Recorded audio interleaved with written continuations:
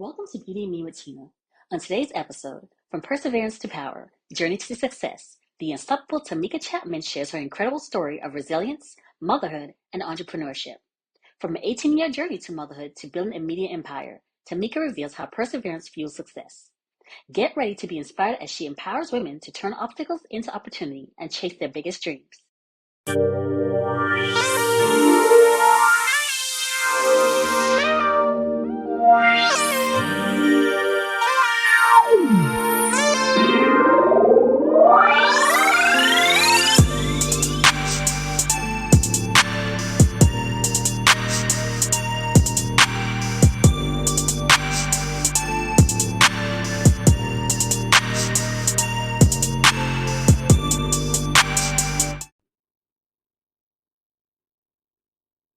Hi, beauties, and welcome back to Beauty and Me with Tina. Of course, I am your host, Tina F. Boy, and I have the one and only, my mentor, my laugh for the day, my go-to person, the brand, I don't know how to describe her as just great, Miss Tameka Chapman. Tameka, how are you? I'm doing great. Thank you so much for having me on, and I appreciate the opportunity to speak with you today. Yes, so How you I doing? can go good. How are you? Good. I can go on and on about you. I talk about you a lot in my interviews because you have felt me from being this inner person to who I am now. But please tell our viewers about yourself. Wow. So there's a lot of things that I could say, but I will give you my favorite titles. Okay. My favorite titles is child of God, wife, and mama. Okay. Those are my favorite titles because it's been a blessing to be in the position that I'm in. But in my playtime, I am the CEO of Mobile Media. And under Mobile Media, we have a number of different brands.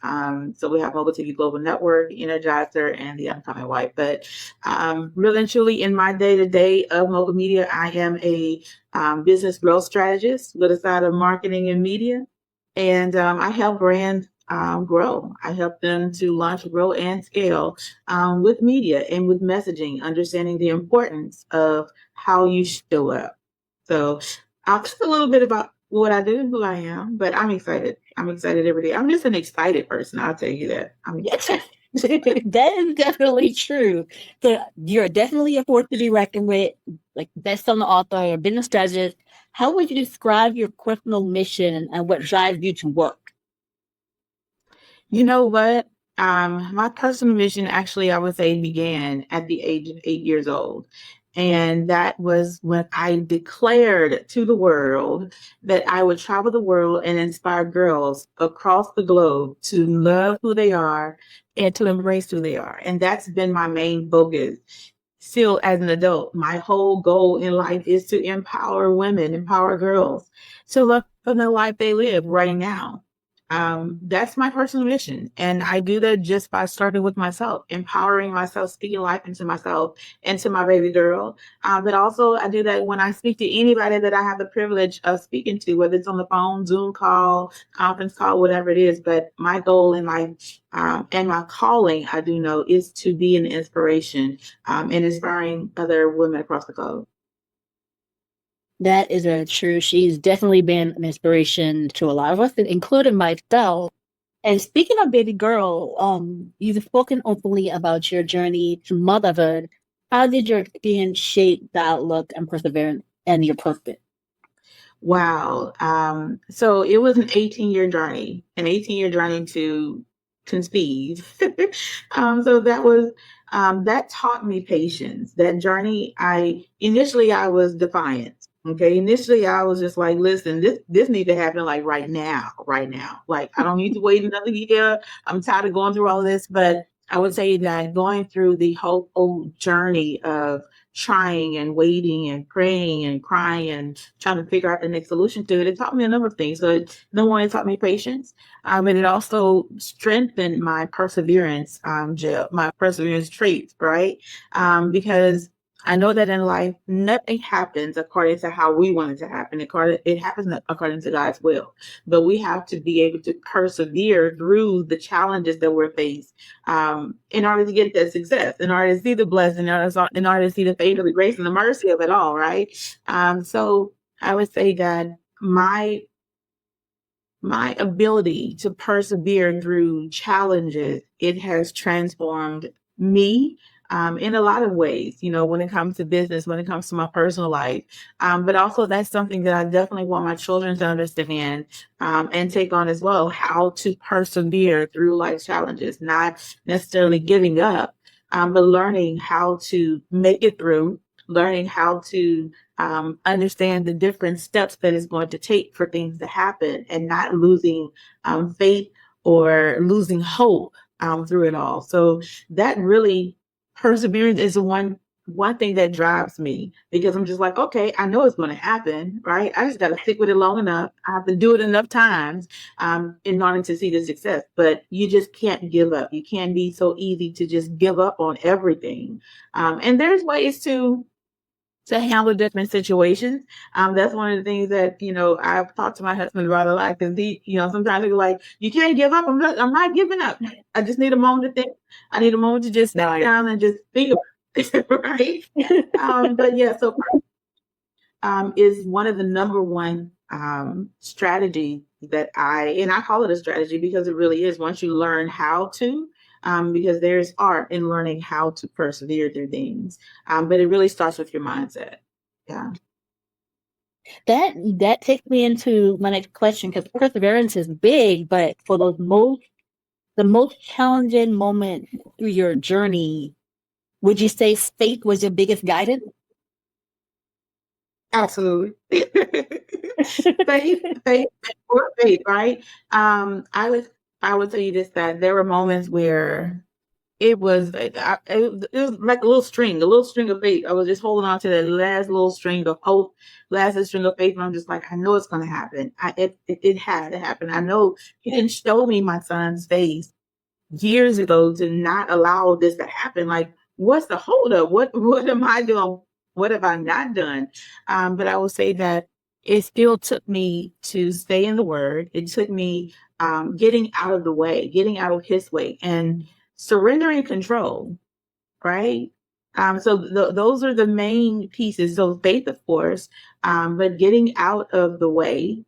And I say getting out of the way and control, because some people may not agree with me with this, but I'm going to say this. Yes, we did the whole IVF. We did all of the advanced fertility treatments. We did all the things that they told us to do. I took too many pills, pumped too many hormones in my body, okay, during those years. But I will say that it wasn't, God wasn't ready to bless us just yet to be parents. It wasn't our time all of those years to be parents. It wasn't my time to be a mama all of those years. I wasn't prepared. I'll say that. I wasn't prepared. And I didn't need to go through all of the extra pumping and the hormones and all the things, because I actually conceived naturally, both of my children. So what? There was no IVF, there was no IUI, there was nothing. They were both conceived naturally, and they were both surprises, okay? Because we weren't focused. We weren't focused on having children at the time. It wasn't the main focus, because for 18 years it was like, okay, let's go to the doctor this month. Okay, let's see what the next thing we need to do. Let's do this, let's try this, let's try that. And so it was, almost at that burnout phase of trying to do things that just didn't work. But because I know that it wasn't my time, it was in how He blessed us. He blessed us. I was 2 months along with each of them before we even found out. Right. So again, we weren't trying. Yeah, we weren't trying. I was focused on just, let's live life. Like, let's just enjoy the life that we have, and let's just be grateful for the things that we do have. And once I let go of trying to control when it happened, that's when it just naturally happened. Very true. I always say that God has a very funny sense of humor when it comes right. because we don't listen, myself included. We don't listen when He tries to show us the easy way, when He tried to tell us calmly, when He's like, okay, hey, I'm showing you the sun. it takes them literally spanking our butt to be like, oh, okay, I got it. Let me move to the side and let you do what you're doing. So I support. Right. Nice. But something you have to learn the hard way. But I would say this, a lot of times we get into that phase of thinking we need to have our hands in something. But I always not only remind myself, but remind others, God don't need you as a co-pilot. Okay. Right. He's been doing things far longer than you were even thought about. So he does not need you. He just needs us to be a willing vessel of doing what he tells us to do, of taking his direction and walking the path that we should. But he don't need you trying to control the situation because you can't, right? And that's where I think a lot of times we feel failures. We feel like failures, and that's in what we've done to ourselves, right? We feel like failures because, oh, it didn't work. I've done this, I've done this, I've done the A, B, and C, and it's still not working. Okay, I don't fail. Okay, I give up, right? Right? So we can't be so easy to just throw in the towel.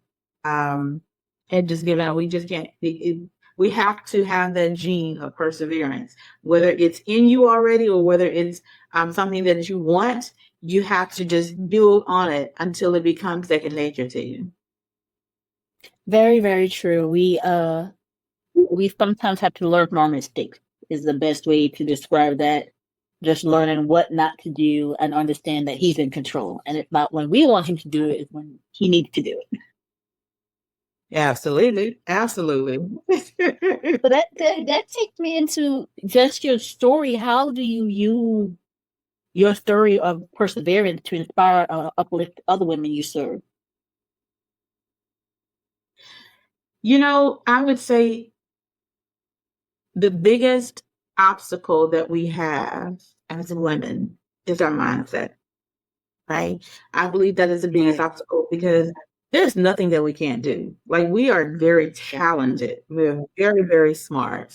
And we have courage and boldness that's kind of like, hold on, where you get that from, right? Right. All about tapping into your boldness, tapping into the audacity to be bold, right? Right. And that I'm just like, okay, I see it now. I just need to say the right word so that you see it too.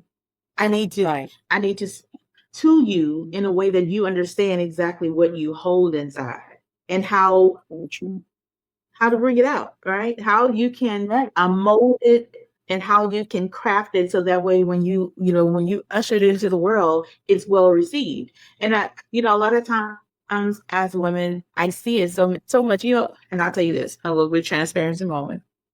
I was sitting minding my business, okay?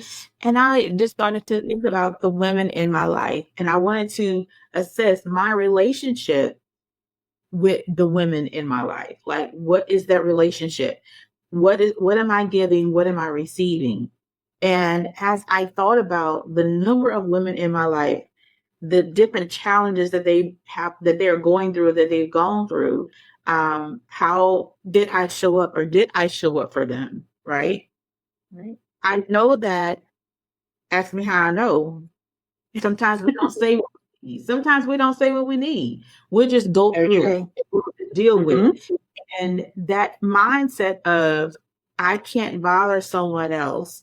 I don't want to burden someone else with anything that I'm going through, that keeps us stuck and stagnant. And so when I get an opportunity with other women, I'll ask, hey, what do you have going on? How you feeling today? Okay, is there anything I can help you with? Or if you tell me something that you have going on, just like, hey, you might want to try this, okay? You might want to flip this and do this and do that, because my whole goal is, how can I simplify things that makes it easier for us to accomplish? Because I know that when we accomplish one thing, it's going to motivate us to keep going and doing more and doing more and doing more of the thing that's been successful. So again, just using my life as an example of not giving up, of persevering. I mean, there were a lot of times when I could have been like, you know what, this did not work, and I'm tired. I've pumped out enough energy, time, money, lack of sleep. I'd have pumped out enough, and I'm not doing it anymore. I'm tired. Okay, I'm tired. But So again, using my own life as an example of perseverance, of sticking through things regardless of if it happens or if the success happens at a certain time frame. But also making sure that I am addressing the mind that has to be intact and has to be a healthy mindset before success would even come, right? Before you get started, you have to have a mind of, there's going to be some challenges, but even when the challenges come, I'm going to stick with it. Even when it feels like success is not going to happen, I'm going to stick with it. Even when it seems like everybody else around me is moving forward, they're being successful, because that's what I see on social media, okay? I'm going to stick with it. So you have to be willing to have that focus, those blinders on your goal, your mission, having total clarity, and just move forward in your calling. That's really when it comes down to me and how I am working to inspire women around the globe. And ladies, beauty, gent, she is inspiring a lot of people. So speaking of inspiration, we're going to roll right over into it. Ladies and gents, as you know, the show here, we air on Mobile TV Global Network, and we show an Energizer channel. This is Miss Tameka Chapman. This is the owner. She is the vision behind it all. So we're going to roll right over into you being the CEO of Mobile Media, your leading powerful brand, first channel, first network for positive TV, award winning. What made you start this network? Like, what was the vision behind it? Wow. Again, this started at the age of 8. Seriously, it started at the age of 8 with that declaration. When I top of the world, I'm inspiring girls all across the world that they can be who they want to be.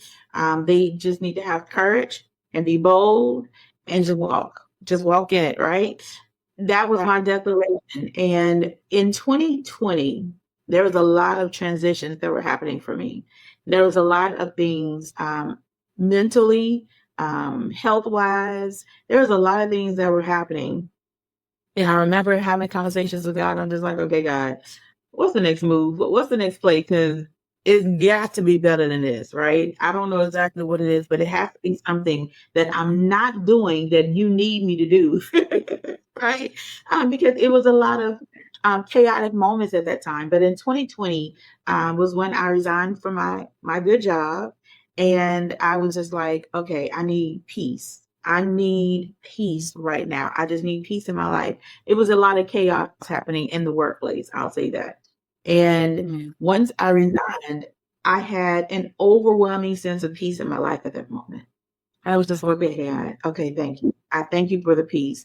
But I needed to know what was the next move. So yes, I've been helping, women, specifically women, grow their businesses, to launch their businesses. I was doing all the background work. So when I tell you social media, graphics, flyers, speaker sheets, landing pages, ebooks, like I was doing everything for everybody. You won't even know it, because I never put myself out there. I was just like, oh, you need this? Okay, it's done. And the crazy part about all of it, I was doing it for free, Tina. Okay. But years, probably like 10, 15 years, I was doing everything for everybody on top of having this busy 9 to 5 that was not a 9 to 5, was more like a 6 to 2 day, 6 a.m. to 2 a.m. the next day. Okay. Well, with that, in 2020, I decided to resign. When I resigned, my conversation with God, I wanted to know what was my next move. What should I do?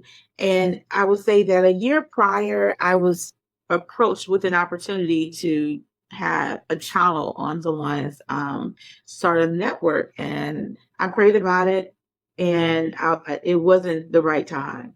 I did not get the okay, so I did not do it. And I'm glad that I didn't for a number of reasons that we can discuss offline. But the next opportunity, when I had the conversation with God, like the next day I received a phone call from a mutual lady that I knew from a few years back. And she says, hey, how are you? I said, I'm doing good. She says, listen, I need to talk to you about an opportunity I think is right up your alley. Okay, let's talk. I'm always open to collaboration. right. So I did some research into it. I was like, you know what? Okay, God, I see you. Like you said it directly to me. So I joined a network. I created a channel on someone else's streaming network. And I said, well, I'm going to give this a full year. I signed my contract for a full year. And we launched a number of shows. Now, I didn't have a blueprint. Here's the thing. I did not have a blueprint. And so in my head, and I think this is the part where I think a lot of people go wrong, right? They just throw anything out. I don't. I do a lot of research. And it don't take me a lot of time to do research because in my head, creatively, I have a lot of creative juices that flow, right? But I want to see what it could look like. And so what I began to do, I really focus on what does TV look like? What does TV look like? What does Netflix look like? Like, what does all of these streaming TV as well as linear TV, regular TV, what do they have in common? What makes them stand out? What would make a show stand out? And so once I saw that, I said, now, what is the gap? What are they not showing? What do we not see? And that's where I created shows. I created shows in the gap. I created, and I filled the gap. And the gap was positive TV that was 100% positive all the time. But what I also filled it with was with Black faces, which we don't see. We don't see cast of Black faces unless it is reality TV that tends to be a bit more on the ratchet side, right? So I decided that, after getting the direction from God to move forward, I said, okay, God, whatever I do, it has to be pleasing to you. And I know that, ratchet is not pleasing. So we're not putting it out there. I'm not trying to get little clicks just because you see a thumbnail of somebody getting into it or wasn't a fighting. Like, we're not doing that. So my focus was to remain positive TV at all times. And after a year of being there, we had really good success with we only launched 3 shows, but I had a whole plethora of shows that I was like, okay, I want to bring this, I want to bring this, I want to bring that. So because I knew that the time was nearing that we probably would not renew for another year. And plus it was being spoken into me for at least 6 months before I even launched. Oh, wow. On TV Go. Yes, it was being spoken. And I will tell you, Carlita Menendez, every time we would be on a live or we'd be talking, and she would like, yes, Mogul TV Global Network. It is not Mogul TV Network. It is the Mogul channel. So she was putting it into my life, and I was just like, okay, well, okay, God, I hear you. And so after serving the 1 year with them, we launched Mogul TV Global Network. And immediately it became the number one positive programming streaming TV network. We won awards for it. We were featured in over 15,000 media outlets in the first year of launching the network. And when I tell you, I was outdone, not just here in the U.S., but across the globe. And I was just like, okay, now we're on to something. We're on to something right now. So that it solidified the moves. That was God confirming the moves that I was making, because I always ask God, show me what I'm supposed to do. Make sure that I'm on the right path. And if I'm not on the right path, just nudge me over a little bit so I can get back on the right path. But that is really and truly how Mogul TV Global Network came to be. And we have been doing we have some amazing shows and podcasts on the network, and it's all positive. It's for everybody in your family, from kids on up to our older seniors. There's something on the network for everybody.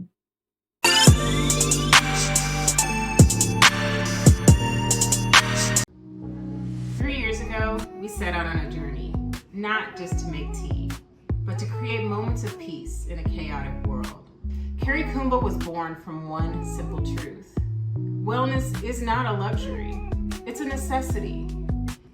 Every blend we craft, every leaf we choose, we do it with intention to help you slow down, to soothe the stress, to create moments of home, to center.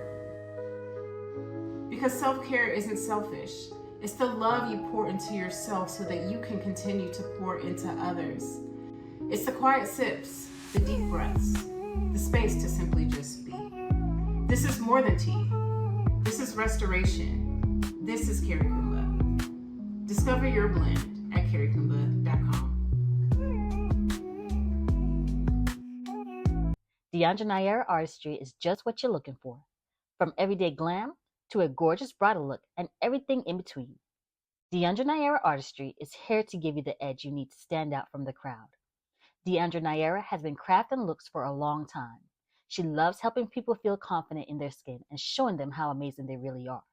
Book your glam spot today at deandranair.as.me or visit her on Instagram at deandranair_artistry.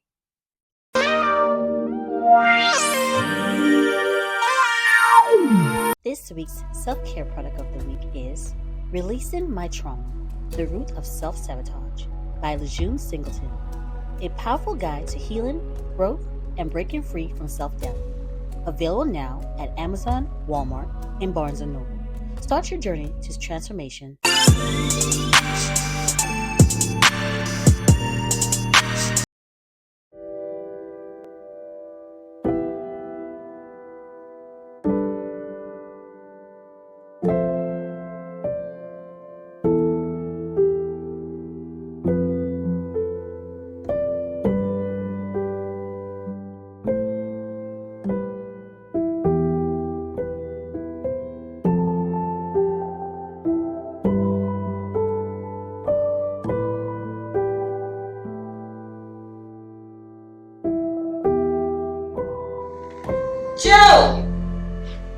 June, get ready. You're going to your auntie's. I don't want to go to my auntie's. You're only going to be there a few hours. No, I don't want to go there because my cousin always messes with me. But tell his mama.